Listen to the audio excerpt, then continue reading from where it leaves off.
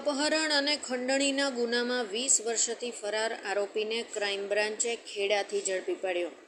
Surat police commissioner દ્વારા લાંબા સમયથી ગંભીર ગુનાઓમાં નાસતા ફરતા આરોપીઓને ઝડપી પાડવા ક્રાઇમ બ્રાન્ચને સૂચનાઓ આપવામાં આવેલ.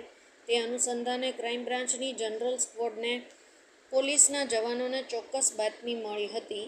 આરોપી મેનેજર અભયચંદ યાદવ, ટ્રક ડ્રાઈવર રહેવાસી જેસવા પાર્ક, હરિયાલા જય અંબે ધાબાની પાછળ, ખેડા, મૂળ વતન દેવરિયા, ઉત્તર પ્રદેશને ઝડપી પાડવામાં આવ્યો છે. આરોપી અભયચંદ 2004માં રાંદેર ખાતે રહેતો હતો. તેને પૈસાની જરૂર હોય ફરિયાદીના દીકરાનું અપહરણ કરી ફરિયાદીને ફોન કરી તારો દીકરો જોઈતો હોય તો 1 કલાકમાં 10,000 રૂપિયા લઈને આવ, નહીં તો દીકરાને વેચી મારીશ, જેને લઈને તેની વિરુદ્ધમાં રાંદેર પોલીસ સ્ટેશનમાં અપહરણ અને ખંડણીની ફરિયાદ નોંધાઈ હતી. આરોપી આજ દિન સુધી પોતાની ધરપકડ ટાળવા નાસતો ફરતો હતો, જેની હકીકતમાં બાતમી મળતા આરોપીને ક્રાઇમ બ્રાન્ચે ખેડાથી ઝડપી પાડી ગુનાના કામે રાંદેર પોલીસને સોંપવાની તજવીજ હાથ ધરી છે.